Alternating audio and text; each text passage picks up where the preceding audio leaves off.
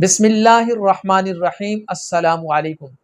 नाजरीन, आप कोई प्रॉपर्टी अपने नाम पर मुंतकिल करवाना चाहते हैं तो आप उसकी रजिस्ट्री अपने नाम पर करवा सकते हैं, उसे बजरिया हिबा अपने नाम पर करवा सकते हैं, ज़ुबानी इंतकाल के ज़रिए आप ले सकते हैं, आप मुख्तार आम ले सकते हैं, या आप उसकी वसीयत अपने नाम पर करवा सकते हैं। इसके अलावा भी कई एक दीगर तरीक़े मौजूद हैं, लेकिन सवाल यह है कि इन सारे तरीक़ों में से अहम तरीन और मुस्तनिद तरीन तरीक़ा क्या है? कौन सा वो तरीक़ा है जिसमें आपको टैक्सेस बहुत कम अदा करने पड़ेंगे, और कौन सा वो तरीक़ा है जिसमें आपको टैक्सेस अदा ही नहीं करने पड़ेंगे, और कौन सा वो तरीक़ा है जो सबसे मजबूत है, जिसको चैलेंज नहीं किया जा सकता, जिसमें आप बिल्कुल महफूज रहेंगे। इस तमाम मामला को और ट्रांसफ़र के हवाले से मुकम्मल मालूमात को इस मुख्तसर सी वीडियो में डिस्कस किया जाएगा।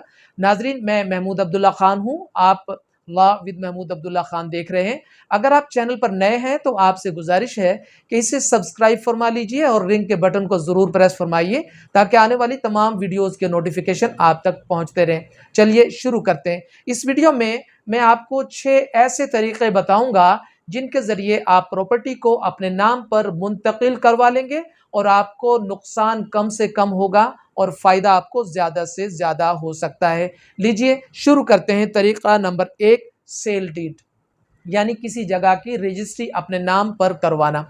जब आप सेल डीड अपने नाम पर करवाना चाहते हैं तो उसके लिए ज़्यादा अहम है कि आप पहले एग्रीमेंट टू सेल कीजिए, यानी उस जगह का आप एग्रीमेंट कीजिए, बयाना दीजिए। मिसाल के तौर पर प्रॉपर्टी आप 50 लाख की ख़रीद रहे हैं तो आप उसका 5 या 10 लाख रुपए बयाना दे सकते हैं और 1 माह का टाइम आप उसमें रजिस्ट्री कर रख सकते हैं। तो जैसे ही वो टाइम पूरा हो तो आप उसकी रजिस्ट्री करवा लीजिएगा। उसका आपको फ़ायदा ये होगा कि 1 माह में आपको मुकम्मल तौर पर उस प्रॉपर्टी की बाबत पता लग जाएगा कि इसमें किसी किस्म का कोई फ्रॉड तो नहीं है, जगह में कोई मामला तो नहीं है, या किसी किस्म की कोई ऐसा कोई सुकम तो मौजूद नहीं है जिसकी वजह से आपके लिए परेशानी पैदा हो। तो आप उसकी सेल डीड यानी कि रजिस्ट्री करवा सकते हैं रजिस्ट्रार ऑफिस से। ये सबसे मुस्तनिद तरीका है। इसमें टैक्सेस अदा ज़रूर करने पड़ेंगे, लेकिन सबसे मुस्तनिद तरीका ट्रांसफ़र का यही है कि आप बजरिया सेल डीड रजिस्ट्रेशन ऑफिस से रजिस्ट्री करवाएं।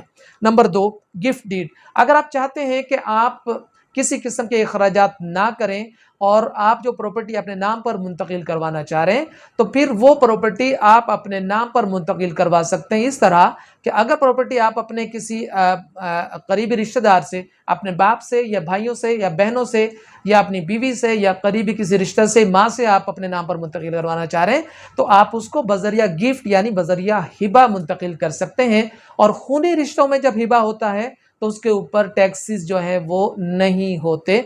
इस तरह आपके बहुत सारे टैक्सेस जो हैं वो बच जाएंगे।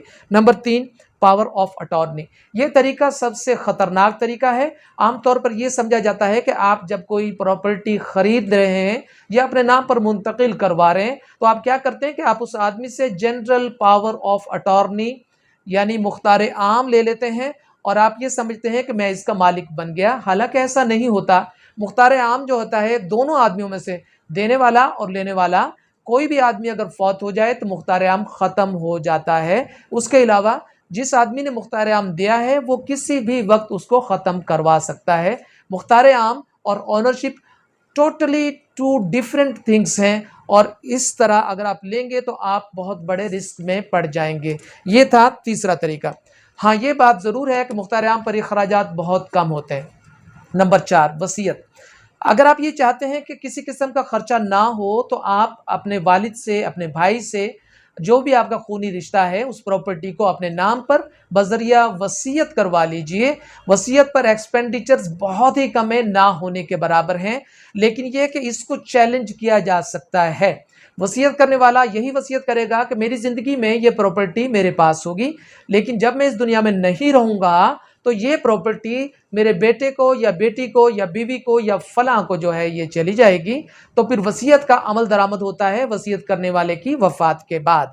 तो उसके दीगर बेटों में से कोई बेटा उसको इस बुनियाद पर चैलेंज कर सकता है। याद रखिए, अगर आप खर्चे से बचने के लिए वसीयत ही करवाना चाहते हैं तो वसीयत को रजिस्टर्ड करवाइएगा ताकि आपका केस मजबूत रहे। नंबर 4, रिलिंक्विशमेंट डीड, यानी 3 भाई हैं, 3 भाइयों में से 2 भाई एक प्रॉपर्टी को अपने तीसरे भाई के नाम पर मुंतकिल करना चाहते हैं, तो फिर वो क्या करेंगे, वो एक रिलिंक्विशमेंट डीड जो है वो जनाब वो लिखवाएंगे, पास करवा देंगे कि हम अपनी प्रॉपर्टी अपने भाई के लिए छोड़ते हैं।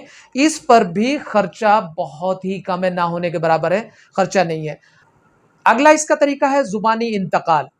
अगर आप प्रॉपर्टी को बज़रिया ज़ुबानी इंतकाल, हिबा के ज़रिए, ज़ुबानी इंतकाल के ज़रिए अपने नाम पर मुंतकिल करवाते हैं तो उसके भी अखराजात मौजूद हैं। पटवारी के पास जाएंगे, पटवारी अपने रपट रोज़नामचा में बयानात जो है वो लिखेगा, उसके ऊपर थंब इम्प्रेशंस होंगे और आपके नाम पर प्रॉपर्टी मुंतकिल हो जाएगी। लेकिन याद रखिएगा, ये किसी तरह भी एक रजिस्टर्ड डीड का मुकाबला नहीं कर सकती।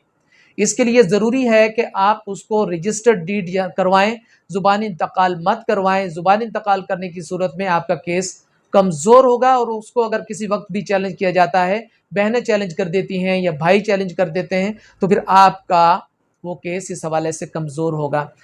तो मुझे उम्मीद है इस हवाले से बहुत सारे कॉन्सेप्ट आपके क्लियर हुए होंगे। अगर ये वीडियो आपको पसंद आई है तो इसे लाइक कीजिए, चैनल को सब्सक्राइब कीजिए और इस नौइयत की दीगर वीडियोस के लिए रिंग के बटन को ज़रूर प्रेस फरमाइए। अपना भरपूर ख्याल रखिएगा, मुस्कुराते रहिए। अल्लाह हाफिज़।